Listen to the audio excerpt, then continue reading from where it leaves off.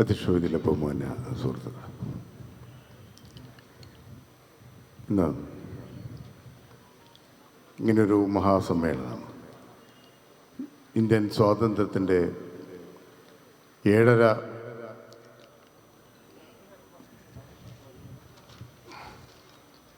പതിറ്റാണ്ട് അതിനോടനുബന്ധിച്ചാണ് SYSൻ്റെ ഈ മഹാസംഗമം ഇന്ന് വൈലത്തൂരിൽ നടക്കുന്നത്. ഔപചാരികമായി ഈ സമ്മേളനം ഉദ്ഘാടനം ചെയ്തതാണ് എൻ്റെ മാന്യ സുഹൃത്തു കൂടിയായിട്ടുള്ള നിങ്ങൾക്കെല്ലാവർക്കും പ്രിയപ്പെട്ട ഭാവനാശാലിയായ വിദ്യാഭ്യാസ രംഗത്തും ആശയ രംഗത്തും സമുന്നതമായ സംഭാവനകൾ നൽകിയിട്ടുള്ള സയ്യിദ് ഇബ്രാഹിം ഖലീൽ ബുഖാരി അവർകളാണ്.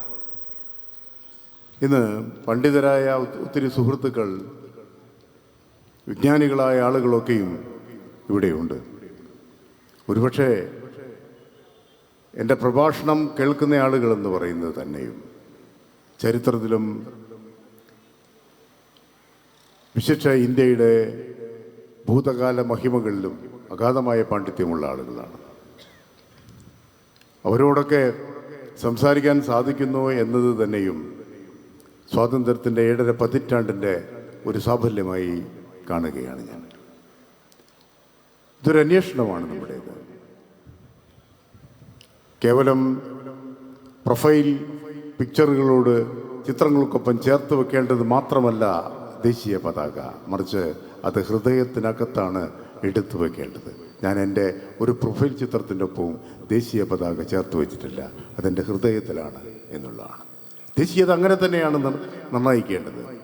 പക്ഷേ ഞാൻ എപ്പോഴും പറയാറുള്ളൊരു കാര്യമുണ്ട്, യുവാക്കളോടൊക്കെ സംസാരിക്കുമ്പോൾ ഞാൻ പറയാറുണ്ട്, നമുക്ക് വലിയ ദേശീയ ബോധം ഉണ്ടാക്കണം. പക്ഷേ ആ ദേശീയ ബോധം ഇതര രാഷ്ട്രങ്ങളുടെ സംസ്കൃതിയെയും മഹിമയെയും തള്ളിപ്പറയാനുള്ള മനോഭാവം സൃഷ്ടിക്കുന്ന തരത്തിൽ ആയിരിക്കരുത് എന്ന ഒരു വലിയ കാഴ്ചപ്പാട് നമുക്കുണ്ടാകണം. ദേശീയതയെ മാനവികതയുമായി ചേർത്ത് വയ്ക്കാൻ നമുക്ക് സാധിക്കണം. അതാണ് വേണ്ടത്. ദേശീയതയേക്കാൾ ഉയർന്നു നിൽക്കേണ്ടത് മാനവികതയാണ് എന്ന ഒരു വലിയ ബോധ്യം കൂടി നമുക്കുണ്ടാകണം. അതൊക്കെ ഓർത്തെടുക്കാൻ വേണ്ടിയാണ് ഭൂതകാല മഹിമകളിൽ നമ്മൾ വിരാജിക്കുമ്പോൾ തന്നെ ഈ രാജ്യം ഇനി എങ്ങോട്ടാണ് മുന്നോട്ട് കൊണ്ടുപോകേണ്ടത് എന്നുകൂടി നമുക്ക് ബോധ്യപ്പെടേണ്ടതുണ്ട്. അതിനുവേണ്ടിയുള്ള ശ്രമങ്ങളാണ് ഇവിടെ നടക്കുന്നത്. ഇന്ത്യ ആരുടേതാണ് എന്ന ചോദ്യം കുറച്ചു കാലമായി നമ്മൾ കേട്ടുകൊണ്ടിരിക്കുകയാണ്. ഇന്ത്യ ഇന്ത്യക്കാരുടേതാണ്. ആ ഇന്ത്യക്കാർ വിവിധങ്ങളായ മത വിശ്വാസ സംഹിതകളിൽ ആ സംഹിതകളിൽ നിന്ന് വന്നവരാണ്. അവർക്കെല്ലാവർക്കും അവകാശപ്പെട്ടതാണ് ഇന്ത്യ എന്ന് പറയുന്ന ഈ മഹാരാജ്യം. ആ ഇന്ത്യ മഹാരാജ്യത്തിൻ്റെ മഹിമകളെക്കുറിച്ചാണ് നമ്മളിപ്പോൾ ആലോചിച്ചുകൊണ്ടിരിക്കുന്നത്. സ്വതന്ത്ര ഇന്ത്യയിൽ നടന്ന സ്വാതന്ത്ര്യാനന്തര ഭാരതത്തിൽ നടന്ന അനേകായിരങ്ങളായ സംഭവങ്ങൾ നമുക്കറിയാം. വംശീയ കലാപങ്ങൾ നടന്നു, മതാന്ധതയുടെ പേരിലുള്ള കലാപങ്ങൾ നടന്നു, മനുഷ്യർ അശരണരായി പലായനം ചെയ്തു. ഇപ്പോഴും അതൊക്കെ സംഭവിച്ചുകൊണ്ടേയിരിക്കുകയാണ്. അത്ര കൊണ്ട് നേരത്തെ ഖലീൽ ബുഖാരി തങ്ങൾ പറഞ്ഞല്ലോ, ഇനി എത്ര നൂറ്റാണ്ട് കഴിഞ്ഞാലും ബാബറി മസ്ജിദിൻ്റെ തകർച്ചയെക്കുറിച്ചുള്ള ഓർമ്മകളിൽ നിന്ന് നമുക്ക് ഒരിക്കലും വിമുക്തരാവാൻ സാധിക്കുകയില്ല. അത് തീരാത്ത വേദനയായി മാറി. ഇത് മാത്രമല്ല, ബാബറി മസ്ജിദിൻ്റെ തകർച്ച മാത്രമല്ല, അതുപോലെ വളരെ പ്രാധാന്യമേറിയ മറ്റൊരു കാര്യം കൂടിയുണ്ട് ആലോചിക്കണം. അത് മഹാത്മാഗാന്ധിജിയുടെ വധമാണ്. ഇന്ത്യയിൽ ബ്രിട്ടീഷുകാർക്ക് വേണമെങ്കിൽ മഹാത്മാഗാന്ധിയെ എപ്പോൾ വേണമെങ്കിലും ഇല്ലായ്മ ചെയ്യാമായിരുന്നു. അതവർക്ക് വളരെ നിസ്സാരമായി ചെയ്യാവുന്ന ഒരു കാര്യമായിരുന്നു.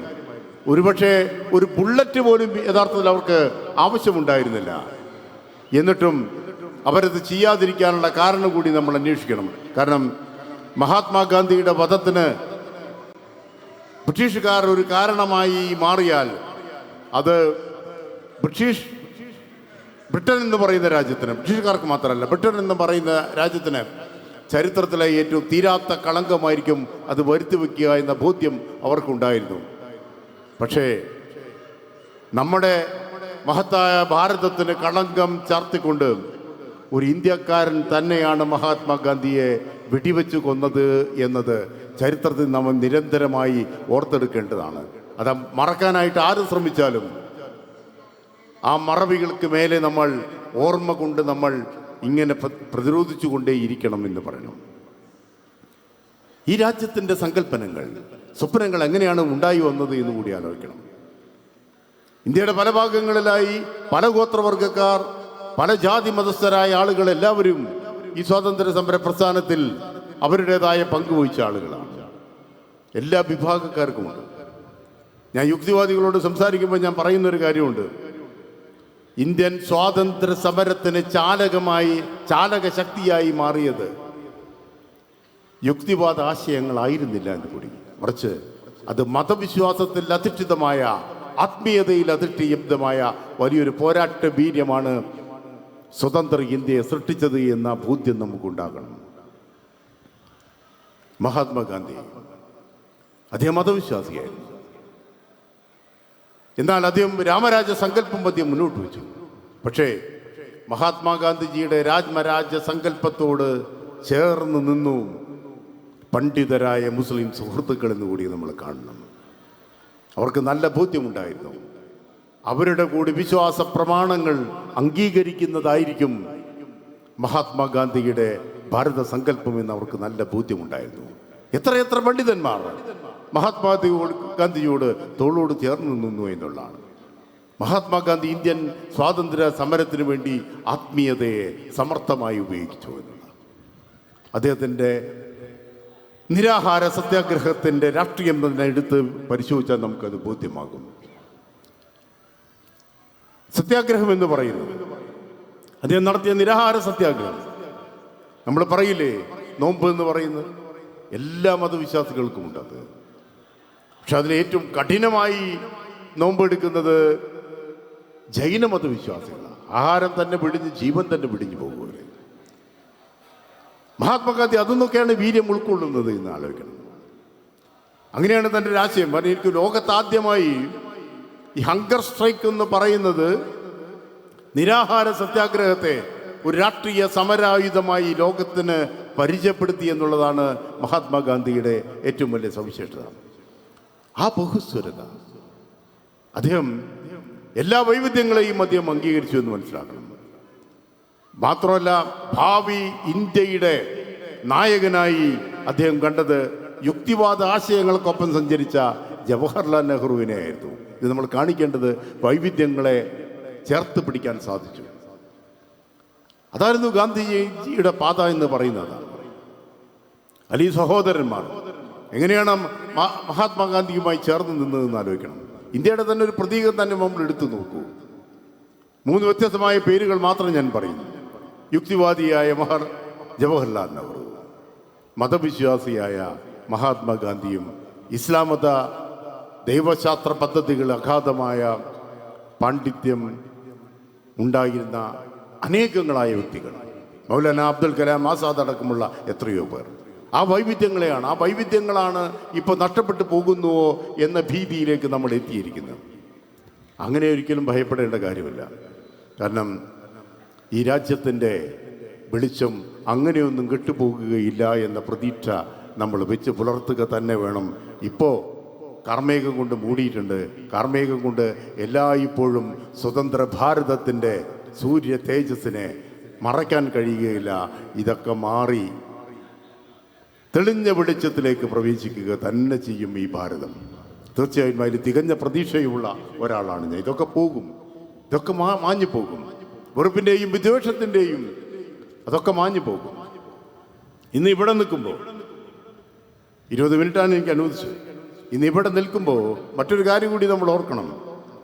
സുധീരമായ പോരാട്ടങ്ങൾക്ക് മലബാർ സ്വാതന്ത്ര്യ സമരം എന്ന് പേരിട്ട് വിളിച്ച, മലബാർ കലാപം എന്ന് പേരിട്ട് വിളിച്ച സുധീരമായ പോരാട്ടങ്ങൾക്ക് സാക്ഷിയായ ദേശങ്ങളാണിത്. ഏറനാട്ടിലെയും വെള്ളുവനാട്ടിലെയും ദേശങ്ങൾ. ആഹ്വാനം എങ്ങനെയാണ് കടന്നു വന്നത് എന്നും കൂടി ആലോചിക്കണം. മതപണ്ഡിതരായിട്ടുള്ള ആത്മീയ തേജസ്വികളായിട്ടുള്ള എത്രയോ ആളുകൾ നമുക്കെല്ലാവർക്കും അറിയാം. അലി മുസ്ലിയാരെ കുറിച്ചുള്ള പുതിയ വിവരങ്ങൾ ലഭ്യമാകുന്നു. അദ്ദേഹത്തെ തൂക്കിലേറ്റുന്നതിന് മുമ്പ് അവിടേക്ക് രഹസ്യമായി ഒരു പത്രപ്രവർത്തകൻ, അത് പിന്നീട് ബ്രിട്ടീഷ് അധികാരികൾ അന്വേഷണം നടത്തി, എങ്ങനെയാണ് അദ്ദേഹം ഈ ജയിലിലേക്ക് പ്രവേശിച്ചത്, എങ്ങനെയാണ് ആലി മുസ്ലിയാരുമായി സംഭാഷണം നടത്തിയത് എന്നൊക്കെ. അങ്ങനെ സംഭാഷണം നടത്തി, അതും ഒരു ഗറില്ല രീതിയാണെന്ന് എനിക്ക് തോന്നുന്നു, പത്രപ്രവർത്തനത്തിൻ്റെ ഗറില്ല രീതി. അങ്ങനെ ആലി മുസ്ലിയാരുമായി സംഭാഷണം നടത്തി അത് പ്രസിദ്ധീകരിച്ചു. ആ പ്രസിദ്ധീകരിച്ച കാര്യങ്ങളാണ് ഇപ്പോൾ പുറത്തു വന്നുകൊണ്ടിരിക്കുന്നത്. തൻ്റെ സമ്പത്ത് മുഴുവൻ പാവങ്ങൾക്ക് വിതരണം ചെയ്യണം.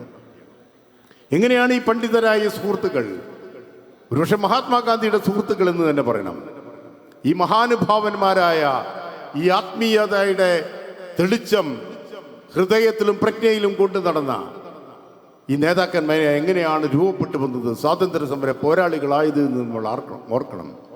1920 മഹാത്മാഗാന്ധി ഒന്ന് ആഹ്വാനം നടത്തുന്നു. അതാണ് ഖിലാഫത്ത് മൂവ്മെൻ്റായി മാറുന്നത്.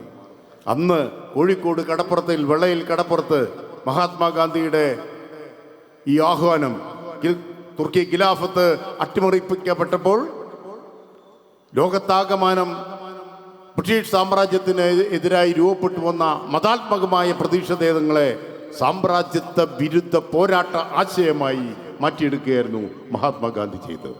അതാണ് അദ്ദേഹത്തിൻ്റെ പ്രത്യേകത. അതിനുവേണ്ടിയാണ് അദ്ദേഹം വെള്ളയിൽ കടപ്പുറത്ത് വന്ന് സമരാഹ്വാനം നടത്തിയത്. അന്ന് അദ്ദേഹം ആഹാരം നടത്തുമ്പോൾ മുസൽമാന്മാരോട് ഒരു കാര്യം കൂടി പറഞ്ഞു. തൻ്റെ ആശയ രീതികളിൽ നിന്നുകൊണ്ടുള്ള സമരം മാത്രമായി മുന്നോട്ട് പോകണമെന്ന് ഒരു നിർബന്ധവുമില്ല, മറിച്ച് നിങ്ങളുടെ പ്രവാചകന്റെ പാതയിൽ നിന്നുകൊണ്ടുള്ള ഏത് തരത്തിലുള്ള സമരമാർഗങ്ങളും സ്വീകാര്യമാണ് എന്നായിരുന്നു മഹാത്മാഗാന്ധി വെള്ളയിൽ കടപ്പുറത്ത് വെച്ച് പ്രഖ്യാപിച്ചത്. അന്ന് ആ പ്രഭാഷണം കേട്ട് നിന്നവരായിരുന്നു ആലി മുസ്ലിയാരും വാരിയംകുന്നത്തും പാലക്കാൻ തൊടിക്ക് അബൂബക്കർ മുസ്ലിയാരും MP നാരായണ മേനോനും അടക്കമുള്ള വലിയ വ്യക്തിത്വങ്ങൾ എന്ന് കൂടി അറിയാം. അവിടെ നിന്നാണ് ഈ സമരങ്ങൾ ആരംഭിക്കുന്നത്. ഇത് ഹിന്ദുക്കളും മുസൽമാന്മാരും ചേർന്ന് നടത്തിയ സമരം തന്നെയായിരുന്നു. അതിനെക്കുറിച്ച് ഒരുപാട് തരത്തിലുള്ള വ്യത്യസ്തങ്ങളായിട്ടുള്ള ആഖ്യാനങ്ങൾ വന്നപ്പോൾ അതിൻ്റെ സത്യാവസ്ഥ തേടി ഞാനും ഒരു യാത്ര ചെയ്ത. എന്താണ് സംഭവിച്ചത്? മാപ്പിള ഔട്ട്റേജസ് ആക്ട് എന്ന് പറയുന്ന കിരാതമായ നിയമമാണ് ഏറനാട്ടിലും വെള്ളുവനാട്ടിലും നടപ്പിലാക്കിയത്. അതിക്രൂരമായ നിയമങ്ങൾ. ആ ക്രൂരമായ നിയമങ്ങൾ നടപ്പിലാക്കിയപ്പോൾ മാപ്പിള ഔട്ട്റേജസ് ആക്ടിന്റെ പേരിൽ 14 കൊല്ലം ജയിലിൽ കിടന്നത് മാപ്പിളയായിരുന്നില്ല, മറിച്ച് മാപ്പിള മക്കളുടെ സുഹൃത്തായി അവരുടെ വിമോചന സ്വപ്നങ്ങൾക്കൊപ്പം കൈകോർത്ത് നടന്ന MP നാരായണ മേനോൻ എന്ന് പറയുന്ന വക്കീലായിരുന്നു. ഇതാണ് നമ്മൾ ചേർത്ത് പിടിക്കേണ്ടത്. അതാണ് ഇന്ന് നമ്മൾ പറയുമല്ലോ, വാരിയംകുന്നത്തിൻ്റെ ഗറില്ല പോരാട്ടങ്ങളെ കുറിച്ച് നമ്മൾ പറയുമല്ലോ, വാരിയംകുന്നത്തിൻ്റെ നേതൃത്വത്തിൽ നടന്ന സായുധ വിപ്ലവത്തെക്കുറിച്ച് നമ്മൾ പറയുമല്ലോ, മലയാള രാജ്യസങ്കല്പത്തെക്കുറിച്ച് നമ്മൾ പറയുമല്ലോ. ആ സായുധ വിപ്ലവത്തിലേക്ക് അവരെ നയിച്ചതാണ്, അവരൊന്നും ആഗ്രഹിച്ചിട്ടല്ല. പൂക്കോട്ടൂരിലെ യുദ്ധം നടക്കുമ്പോൾ അബ്ദുറഹ്മാൻ സാഹിബും മൊയ്തു മൗലവിയും MP എല്ലാവരും വന്ന് ഈ യുദ്ധം നടക്കാതിരിക്കാൻ ശ്രമിച്ചു നോക്കി. പക്ഷേ ചരിത്രത്തിൻ്റെ കാലത്തിൻ്റെ അനിവാര്യതയായിരുന്നു പൂക്കോട്ടൂർ യുദ്ധം. അത് നടക്കാതിരിക്കാനൊക്കെ പറഞ്ഞു നോക്കി, ഒന്നും സംഭവിച്ചില്ല. അപ്പം അതൊക്കെ ഏൽപ്പിച്ച പരിക്കെന്താണെന്ന് കൂടി നമ്മൾ മനസ്സിലാക്കണം. അന്ന് ഈ സായുധ സമര തീരുമാനം വാരിയംകുന്നത്ത് ഒറ്റയ്ക്കല്ല എടുക്കുന്നത് എന്നുകൂടി നിങ്ങൾ മനസ്സിലാക്കണം. ആ തീരുമാനമെടുക്കുന്ന ആ സംഘത്തിൻ്റെ കൂടെ വാരിയംകുന്നത്തിൻ്റെ ഒപ്പം തോളോട് തോൾ ചേർന്ന് നിന്നു പൂന്താനം രാമൻ നമ്പൂതിരി, കാപ്പാട്ട് കൃഷ്ണൻ നായർ, ഇവരൊക്കെ ഉണ്ടായിരുന്നു. ഇവരെല്ലാവരും കൂടി ചേർന്നെടുത്ത തീരുമാനമാണിത്. ആ ബഹുസ്വരതയിൽ, ആ സ്നേഹത്തിലാണ് നമ്മൾ കടന്നുപോയത്. ഇപ്പോൾ വെറുപ്പിൻ്റെ ഭാഷണം കൂടി വരികയാണ്. അതിനെ നമ്മൾ മറികടന്നേ മതിയാവൂ. അത് മറികടക്കാൻ അനേകങ്ങളായ ശ്രമങ്ങൾ നമ്മൾ നടത്തണം. ഞാനും അത്ര ശ്രമം നടത്തി. സംഘപരിവാറിൻ്റെ ഭാഗത്ത് നിന്ന് മലബാർ കലാപത്തെ അവർ വളരെ വിദ്വേഷത്തിൻ്റെ, ഹിന്ദുക്കളും മുസൽമാന്മാരും തമ്മിലുള്ള വിദ്വേഷത്തിൻ്റെതായി, അവർ തമ്മിലുള്ള വെറുപ്പിൻ്റെതായി, സംഘർഷമായി അവർ വ്യാഖ്യാനിച്ചപ്പോൾ അതിനെ പ്രതിരോധിക്കാൻ വേണ്ടി എൻ്റെ ജന്മഗ്രാമമായ പാപ്പനിപ്പാറയിൽ നിന്ന് അന്തമാൻ വരെ ഞാനൊരു യാത്ര നടത്തി. ഈ ഗ്രാമങ്ങളിൽ എവിടെയാണ്, എന്താണ് സംഭവിച്ചതെന്ന് അന്വേഷിച്ച് പാലക്കാൻ തൊടിക അബൂബക്കർ മുസ്ലിയാരുടെ പോരാട്ട ഭൂമിയായ താമരശ്ശേരിയിൽ നിന്ന് തൃശ്ശൂർ വരെ, പിന്നെ അൻഡമാനിൽ ചെന്ന് നിൽക്കുന്നൊരു യാത്രയാണ്. ആ യാത്ര എന്തായിരുന്നു നമ്മൾ ആലോചിക്കണ്ടേ? ഒഴുകുന്നത് ബ്രഹ്മദത്തൻ നമ്പൂതിരിപ്പാടിനെ അറസ്റ്റ് ചെയ്ത് കൊണ്ടുപോകുമ്പോൾ ഒരമ്മ വാവിട്ട് നിലവിളിക്കുകയാണ്, എൻ്റെ കുഞ്ഞിനെ കൊണ്ടുപോകല്ലേ എന്ന് പറഞ്ഞു. അദ്ദേഹത്തെ കൊണ്ടുപോകുന്നത് ഒരു മൃതശരീരം കെട്ടിവലിച്ച് കൊണ്ടുപോകുന്നത് പോലെയാണ് ഈ മനുഷ്യനെ കുതിരയുടെ പിന്നിൽ കെട്ടിവലിച്ചു കൊണ്ടുപോയത്. അങ്ങനെ എത്രയെത്ര പാതകങ്ങളിലൂടെ നമ്മൾ കടന്നുപോയി. അധികാരത്തൊടിയിലും എടപ്പറ്റയിലും നടന്നിട്ടുള്ള കൂട്ടക്കുരുതികളുടെ ചരിത്രം ഒന്നും രണ്ടുമല്ല. എടപ്പറ്റയിൽ നൂറുകണക്കിന് സ്ത്രീകളെയാണ് ക്രൂരമായി ബലാത്സംഗം ചെയ്യുകയും പിന്നീട് വെടിവെച്ചു കൊല്ലുകയും ചെയ്ത്. എടപ്പറ്റ ബീബിയുടെ കൈക്കുഞ്ഞിനെ പോലും വെറുതെ വിട്ടില്ല. അതിനെ പറിച്ചെടുത്ത് ആകാശത്തേക്ക് എറിഞ്ഞത് താഴെ വരുമ്പോൾ പൈണറ്റിൻ്റെ മുനയിൽ കോർത്ത് കൊല്ലുകയായിരുന്നു. എത്ര പാതകങ്ങൾ. എല്ലാം കഴിഞ്ഞ് ജയിൽവാസമൊക്കെ എല്ലാം കഴിഞ്ഞ് മൊഴിക്കുന്നത്ത് ബ്രഹ്മദത്ത നമ്പൂതിരിപ്പാട് അന്ന് യോഗക്ഷേമ സഭയുടെ ഒരു മാസികയിൽ എഴുതിയ ലേഖനം അവസാനിക്കുന്നത് അളവറ്റ വേദനകളാണ് മാപ്പിള മക്കൾ ഏറ്റുവാങ്ങേണ്ടി വന്നത്, ഒന്നും പഠിക്കപ്പെട്ടിട്ടില്ല എന്ന് പറഞ്ഞത് മോഴിക്കുന്നത് ബ്രഹ്മദത്ത നമ്പൂതിരിപ്പാടാണ് എന്ന് കൂടി നമ്മൾ അറിയാം. എത്ര ക്രൂരതകളിലൂടെ കടന്നുപോയി. ഇപ്പൊ ഖലീൽ ബുഹാരി തങ്ങളുടെ വിഖ്യാതമായ വിദ്യാഭ്യാസ സമുച്ചയങ്ങളോട് ചേർന്ന് നിൽക്കുന്നതാണ് അധികാരത്തൊടി, അല്ലേ? ആ അധികാരത്തൊടി ചെന്നാൽ കുറച്ച് കബറുകൾ നിങ്ങൾക്ക് കാണാൻ പറ്റും. അതിലൊരു പേര് രേഖപ്പെടുത്തിയിട്ടുണ്ട്, കീഴക്കാട്ട് ഫാത്തിമ 11 വയസ്സ്. അതിൻ്റെ കീഴിലാണ് കീഴക്കാട്ട് ഫാത്തിമ 11 വയസ്സ്. ഉപ്പയെ അറസ്റ്റ് ചെയ്ത് കൊണ്ടുപോകല്ലേ എന്ന് നിലവിളിച്ചുകൊണ്ട് ഉപ്പയെ ചേർത്ത് പിടിക്കുകയും ആ കുഞ്ഞിനെ അടർത്തി മാറ്റുന്നതിൽ ബ്രിട്ടീഷ് പട്ടാളക്കാർ പരാജയപ്പെട്ടപ്പോൾ ആ ഉപ്പയുടെ ശരീരത്തോട് ചേർത്ത് നിർത്തിയാണ് കീഴക്കാട്ട് ഫാത്തിമ എന്ന് പറയുന്ന 11 വയസ്സുകാരിയെ വെടിവെച്ചു കൊന്നത്. ആലോചിച്ച് നോക്കണം. ഒരുപക്ഷെ മലബാർ കലാപത്തിലെ ചരിത്രം അന്വേഷിക്കുമ്പോൾ ഏറ്റവും പ്രായം കുറഞ്ഞ രക്തസാക്ഷിയുടെ പേര് രേഖപ്പെടുത്തി വെച്ചിട്ടുണ്ടെങ്കിൽ എടപ്പറ്റ ബീബിയുടെ കുഞ്ഞിൻ്റെ ജെൻഡർ എന്താണെന്ന് പോലും പഠിക്കാൻ എനിക്ക് സാധിച്ചില്ല. കൃത്യമായ വിവരങ്ങൾ ലഭ്യമല്ല. പക്ഷെ കൃത്യമായ പേര് രേഖപ്പെടുത്തിയ ഏറ്റവും പ്രായം കുറഞ്ഞ രക്തസാക്ഷിയുടെ പേര് കീഴക്കാട്ട് ഫാത്തിമ എന്ന് പറയുന്ന പെൺകുട്ടിയാണ്. ആലോചിച്ച് നോക്കണം, എങ്ങനെയാണ് ഇത്ര സഹനങ്ങളിലൂടെയാണ് കടന്നുപോയത്. ഈ ഗ്രാമങ്ങളിലൂടെ മുഴുവൻ ഞാൻ യാത്ര ചെയ്തു. പാലക്കാന്തൊടി അബൂബക്കർ മുസ്ലിയാരുടെ തട്ടകം തൊട്ട് ഞാൻ യാത്ര ചെയ്യുകയാണ്. ചെറുകാവ് പഞ്ചായത്തിൽ എത്ര ദളിതുകളെയാണ് കൂട്ടക്കൊല ചെയ്തത് എന്ന് മനസ്സിലാക്കണം. അപ്പോൾ അതൊക്കെ പഠിക്കുമ്പോൾ നമുക്കൊരു കാര്യം ബോധ്യമാകും. ഹിന്ദുക്കളും മുസൽമാന്മാരും പ്രജ്ഞ കൊണ്ടും ഹൃദയം കൊണ്ടും ആർജവം കൊണ്ടും ചേർന്ന് നിന്നതാണ്. ഇനി രസകരമായൊരു കാര്യം പറയട്ടെ. ഞാൻ ഈ പ്രസ്ഥാനത്തിൻ്റെ അകത്തുള്ള നവോത്ഥാനത്തിൻ്റെയൊക്കെ ധാരകളോട് ചേർന്ന് നിൽക്കുന്ന ആളുകളോടൊക്കെ ഞാൻ പറയാറുണ്ട്, നിങ്ങൾ ഏലസ് അതേത് അന്ധവിശ്വാസത്തിൻ്റെതായി നിങ്ങൾ കണ്ടാലും ബ്രിട്ടീഷുകാരങ്ങനെയല്ല കണ്ടത്. അവർ 21-22 കാലഘട്ടത്തിൽ ബ്രിട്ടീഷുകാർ ഏറ്റവും കൂടുതൽ ഭയപ്പെട്ടത് ഈ ഏലസിനെയായിരുന്നു. അറിയോ? മമ്പുറം ഫതൽ പൂക്കോയ തങ്ങളെ മട്ടന്നൂർ കലാപം കഴിഞ്ഞപ്പോൾ ബ്രിട്ടീഷുകാർ പച്ചയ്ക്ക് പറഞ്ഞത്, ഇനി തങ്ങൾ ഈ ഏലസും കൊടുത്ത് ഇവിടെ നിന്നാൽ ശരിയാകില്ല, ഇത് ഞങ്ങൾക്ക് വലിയ പ്രശ്നമാണ്.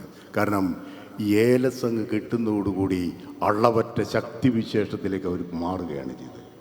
എന്നിട്ട് ബ്രിട്ടീഷുകാരുടെ പട്ടാള ക്യാമ്പുകളിലേക്ക് ഇരിച്ച് കയറുകയാണ്. ചെറുവാടിയിലെ സമരം, ആ പോരാട്ടം കഴിഞ്ഞ് ആ രക്തസാക്ഷികളുടെ ചരിത്രത്തിലൂടെ ഞാൻ യാത്ര ചെയ്തപ്പോൾ ഒരു സംഭവം അവിടെ രേഖപ്പെടുത്തിയിട്ടുണ്ട്.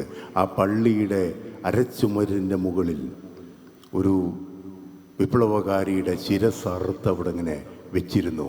ആ പല്ലുകളിൽ ഒരു ഏലസ് കട്ടിച്ച് പിടിച്ചിരുന്നു എന്നുള്ള. അങ്ങനെയാണ് ഫതൽ പൂക്കോയ തങ്ങൾ ഇവിടുന്ന് പോകുന്നത്.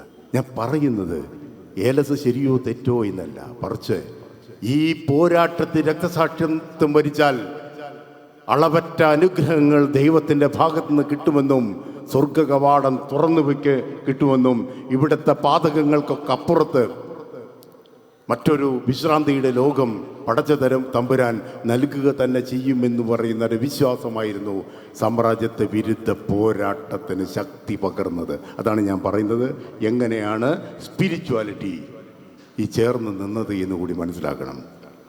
അത് ഈ പണ്ഡിതരായ സുഹൃത്തുക്കളുടെ വഴിയിലൂടെയൊക്കെ കടന്ന്, അത് ഏതായാലും എല്ലാ പ്രദേശങ്ങളിലും ഉണ്ടായിരുന്നു. ഓരോ പണ്ഡിതർ അങ്ങനെ തന്നെ ഉണ്ടായിരുന്നു. അവരെ ജനങ്ങളെല്ലാവരും ഇഷ്ടപ്പെട്ടു. ഒരുപക്ഷെ വാഗൺ കൂട്ടക്കൊലയ്ക്ക് കാരണമായത് എല്ലാവരാലും, ആചാര്യമാരാലും മറ്റു വിഭാഗക്കാരാലും ഒക്കെ ആദരിക്കപ്പെടുന്ന ഒരു പണ്ഡിതനെ അറസ്റ്റ് ചെയ്ത് കൊണ്ടുപോയപ്പോൾ അത് ചോദ്യം ചെയ്യാൻ ജാതി മത വ്യത്യാസമില്ലാതെ യുവാക്കൾ അവിടെ ചെന്നതാണ് അവരെയൊക്കെ അറസ്റ്റ് ചെയ്ത് പിന്നീട് ഈ വാഗണിനെ കുത്തി നിറച്ച് ഈ വാഗൺ കൂട്ടക്കൊലയ്ക്ക് കാരണമായത്. ഇവരായിരുന്നു ഈ പണ്ഡിതരായ സമൂഹം. അവർ മഹാത്മാഗാന്ധിജിയുടെ ആഹ്വാനം ഏറ്റുവാങ്ങി ഈ ഗ്രാമങ്ങളിലൊക്കെ നടത്തിയ പോരാട്ടങ്ങൾ, അതിനെ ഞാൻ ആത്മീയമായ പോരാട്ടങ്ങൾ കൂടി ആണ് എന്ന് ഞാൻ പറയും. ആത്മീയമായ നിറവുകളുണ്ടായിരുന്ന സാമ്രാജ്യത്വ വിരുദ്ധ പോരാട്ടത്തിൻ്റെ ചരിത്രം. ഞാൻ നിർത്തുകയാണ്. അപ്പോൾ ഈ വഴികളിലൂടെയൊക്കെ നമ്മൾ യാത്ര ചെയ്യണം, സഞ്ചരിച്ചേ മതിയോ. പ്രത്യേകിച്ചും ഞാനിപ്പോൾ ഒരു പുസ്തകം എഴുതിയതിന് ശേഷം ഞാൻ SYSൻ്റെ SSFിൻ്റെയൊക്കെ സുഹൃത്തുക്കളോട്, കുട്ടികളോടൊക്കെ പറയാറുണ്ട്, എൻ്റെ പുസ്തകം കയ്യിലേന്തി നിങ്ങൾ പാലക്കാന്തൊടിക്ക് അബൂബക്കർ മുസ്ലിയാരുടെ തട്ടകം തൊട്ട് നിങ്ങൾ യാത്ര ചെയ്യണം. ആ യാത്രാ ഭൂമി ഞാൻ അടയാളപ്പെടുത്തിയിട്ടുണ്ട്, ഓരോ ഗ്രാമങ്ങൾ. ഇപ്പോൾ നമ്മൾ യത്തീംഖാനകളിലൊക്കെയായി എത്രയോ കുട്ടികൾ കഴിയുന്നു. ആ കുട്ടികളോട് ഞാൻ ചോദിക്കുന്നുണ്ട്, ഈ യത്തീംഖാനകളുടെ അത് നൽകുന്ന അവസരങ്ങൾ ഉപയോഗിച്ചുകൊണ്ട് പഠിച്ചുയരുന്ന കുട്ടികൾ, ആ കുട്ടികളോടൊക്കെ ഞാൻ ചോദിക്കാറുണ്ട്, യത്തീംഖാനകൾ എങ്ങനെയാണ് ഉണ്ടായത് എന്നതിൻ്റെ ചരിത്രം കൂടി നോക്കിയോ? ഏറനാട്ടിലെയും വെള്ളുവനാട്ടിലും ഇത്രയധികം യത്തീംഖാനകൾ ഉണ്ടാകാനുള്ള കാരണം മലബാർ കലാപത്തിലേറ്റ പരുക്കും അനാഥത്വവുമായിരുന്നു. അത് പഠിക്കണം. എങ്ങനെയാണ് അഗ്നിക്കിരയാക്കപ്പെട്ട ഗ്രാമങ്ങളിൽ എങ്ങനെയായിരുന്നു ആ ജീവിതം എന്ന് പഠിക്കുക തന്നെ വേണം. അത് പഠിക്കുക തന്നെ വേണം. ഭൂതകാലത്തിലേക്ക് നമ്മൾ തിരിഞ്ഞു ചെല്ലേണ്ടത് ഭാവിയുടെ രൂപകൽപ്പന എങ്ങനെയായിരിക്കണം എന്നുള്ളതാണ്. ഒറ്റ കാര്യം പറഞ്ഞ് അവസാനിപ്പിക്കുകയാണ്. ബ്രിട്ടീഷുകാരോടുള്ള അളവറ്റ വിരോധമുണ്ടായിരുന്ന കാലഘട്ടത്തിൽ ചെകുത്താൻ്റെ ഭാഷയാണ് ഇംഗ്ലീഷ് എന്ന് പ്രഖ്യാപിക്കപ്പെട്ട മണ്ണുകൂടിയാണിത്. ഇംഗ്ലീഷ് നിരാകരിക്കണമെന്ന് പറഞ്ഞത്. പക്ഷേ ഭാഷയോടുള്ള എതിർപ്പായിരുന്നില്ല, മറിച്ച് അത് ബ്രിട്ടീഷുകാരോടുള്ള എതിർപ്പായിരുന്നു. മറിച്ച് ആ ബ്രിട്ടീഷുകാർ ഇന്ത്യ വിട്ടു പോയതോടുകൂടി ഇംഗ്ലീഷിനെ പ്രജ്ഞയോട് ചേർത്ത് വെച്ചു. അതേ സമൂഹം ഇംഗ്ലീഷിനെ മാത്രമല്ല ചേർത്ത് വെച്ചത്, ഖലീൽ ബുഹാരി തങ്ങളുടെ ഭാവനയിൽ നിന്ന് മേൽമുറിയിലെ കുന്നിൻ്റെ മുകളിൽ സ്പാനിഷ് ഭാഷ പഠിപ്പിക്കുന്ന ഇൻസ്റ്റിറ്റ്യൂട്ട് കൂടി പിറന്നു എന്നുള്ളതാണ്. അതുകൊണ്ട് ഇംഗ്ലീഷിനെ നിരാകരിച്ചിടത്ത് ഇംഗ്ലീഷിനെ മാത്രം സ്വീകരിക്കുകയല്ല ചെയ്തത്, സ്പാനിഷ് ഭാഷ കൂടി പഠിച്ചു. കാരണം അതൊരു ഭാവനയായിരുന്നു. എന്താണ്? സ്പാനിഷ് ഭാഷ സംസാരിക്കുന്ന രാജ്യങ്ങളിൽ മലപ്പുറത്തെയും കേരളത്തിലെയും കുട്ടികൾ ഇവിടുന്ന് സ്പാനിഷ് ഭാഷ പഠിച്ച് മത പ്രബോധകരായി അങ്ങോട്ട് യാത്ര ചെയ്യുകയും ഇംഗ്ലീഷും സ്പാനിഷ് ഭാഷയും പഠിച്ച് അവിടുത്തെ പള്ളികളിൽ സ്പാനിഷ് ഭാഷയിലെ മലപ്പുറത്തൊരു കുട്ടിക്ക്, ഒരു യുവാവിന് കുത്തുബ നടത്താൻ പറ്റുമോ എന്നുള്ളൊരു ഭാവനയുണ്ടല്ലോ അങ്ങയുടെ. ആ ഭാവനയുടെ എന്താ പറയുക, കൈകൂപ്പി നിൽക്കുക. ഇതാണ് സാധ്യത. ഇതാണ് വെറുപ്പിനെ വെറുപ്പ് കൊണ്ട് ഇനി നേരിടേണ്ടതില്ല, വെറുപ്പിനെ ജ്ഞാനം കൊണ്ട്, സർഗാത്മകത കൊണ്ട് നേരിടുകയാണ് വേണ്ടത്. പഠിച്ചുകൊണ്ട് നേരിടുകയാണ്. അല്ലാതെ വെറുപ്പിൻ്റെ ലോകത്ത് അങ്ങനെ വലിയ കുതൂഹലത്തിൽ നമ്മൾ അഭിരമിക്കേണ്ടതില്ല. പിന്നെ എനിക്ക് മുസ്ലിം സുഹൃത്തുക്കളോട് പറയുന്നത്, സംഘപരിവാർ ഇങ്ങനെ ഇടയ്ക്ക് എറിഞ്ഞു തരുന്ന എല്ലാ ചുണ്ടയിലും പോയിട്ട് കുത്തിയിട്ട് നിങ്ങൾ എനർജി കളയാൻ നിൽക്കണ്ട കേട്ടോ. എല്ലാറ്റിനോടും പ്രതികരിക്കാൻ നമുക്ക് യാതൊരു ബാധ്യതയില്ല. അവരിടയ്ക്ക് ഹിജാബ് എന്നോ തൊപ്പിയെന്നോ പോത്തിറച്ചിയെന്നോ എന്നൊക്കെ പറഞ്ഞിട്ട് പല സാധനങ്ങളുണ്ടാക്കും. ഇതിനോടൊന്നും തൽക്കാലം ഞങ്ങൾക്ക് പ്രതികരിക്കാൻ താല്പര്യമില്ല. ഞങ്ങൾ വിദ്യാഭ്യാസപരമായ മുന്നേറ്റത്തെക്കുറിച്ച് ആലോചിക്കുകയാണ്. മതത്തിൻ്റെയും മതപ്രബോധനത്തിൻ്റെയും മതപഠനത്തിൻ്റെയും ഒപ്പം പൊതുപഠനവും കൂടി ചേർത്ത് വെച്ചുകൊണ്ട് വലിയ സാധ്യതകൾ, അതായത് സമർഖണ്ഡിലേക്കും തുർക്കിയിലേക്കും കുഞ്ഞുങ്ങൾ പഠിക്കാൻ പോകുന്ന ഒരു കാലഘട്ടത്തെ സ്വപ്നം കാണുകയാണ്. അതിലേക്ക് പ്രത്യേകിച്ചും നിങ്ങളുടെ പ്രസ്ഥാനം നൽകിയിട്ട മഹത്തായ സംഭാവനകളെ കൂടി എടുത്തു പറയേണ്ടതുണ്ട് ഈ വേദിയിൽ എന്നതുകൊണ്ട് കൂടിയാണ് ഞാൻ ഇത്രയും കാര്യങ്ങൾ കൂടി പറഞ്ഞത്. അപ്പോൾ സാമ്രാജ്യത്വ വിരുദ്ധ പോരാട്ടങ്ങളെ അങ്ങനെ ഹൃദയത്തിലേറ്റുക.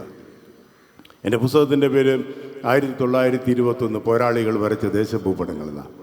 ബഹുമാനനായിട്ടുള്ള എൻ്റെ സുഹൃത്ത് ഖലീൽ ബുഹാരി തങ്ങൾക്ക് ആ പുസ്തകം സമ്മാനിക്കാനായിട്ട് ഞാൻ അദ്ദേഹത്തിൻ്റെ ഇൻസ്റ്റിറ്റ്യൂട്ടിൽ പോകുകയും അദ്ദേഹം ഈ പുസ്തകം എല്ലാവരും എടുത്തു വയ്ക്കണം. ഞാനും പറയുന്നതാണ്, പറ്റുന്നവരൊക്കെ അത് വാങ്ങി സൂക്ഷിച്ചു വെക്കണം. അത് എന്തിനാണെന്ന് വെച്ചാൽ അടുത്ത് ഞങ്ങളൊക്കെ പോകും, അടുത്ത തലമുറയ്ക്ക് വേണ്ടി എടുത്തു വെക്കാനാണ് എന്താണ് സംഭവിച്ചത് എന്ന് ധാരാളം പുസ്തകങ്ങൾ എഴുതി.